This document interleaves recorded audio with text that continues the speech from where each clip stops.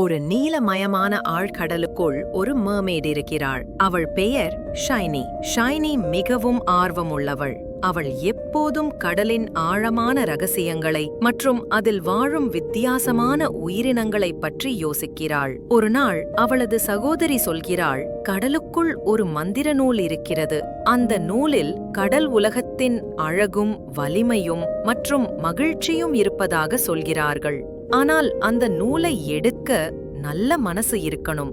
ஷைனி இந்த கதை கேட்டு மிகவும் ஆர்வமடைந்தாள். அவள் இதை கண்டுபிடிக்க முடிவு செய்தாள். அவளது நண்பர்கள் லியோ சிறிய ஆனால் துணிச்சலான நண்டு, பாப் மெதுவா நடக்கிற ஆமை ஆனா ரொம்ப அறிவாளி, ஏரியல் ஊதா நிறத்து சுட்டித்தனமான மீன். நால்வரும் சேர்ந்து பவளப்பாறை மற்றும் சிவப்பு கோட்டையை கடந்து ஆர்வத்துடன் பயணத்தை தொடங்கினார்கள்.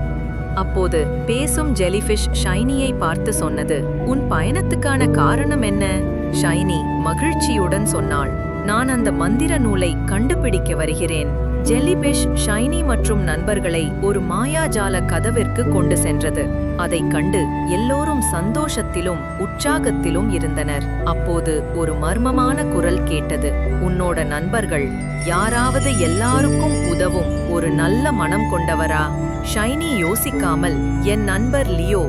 எதையும் எதிர்பார்க்காமல், லியோ எப்போதும் உதவி செய்கிறவன். இதை கேட்டதும் கதவு மெதுவாக திறந்தது.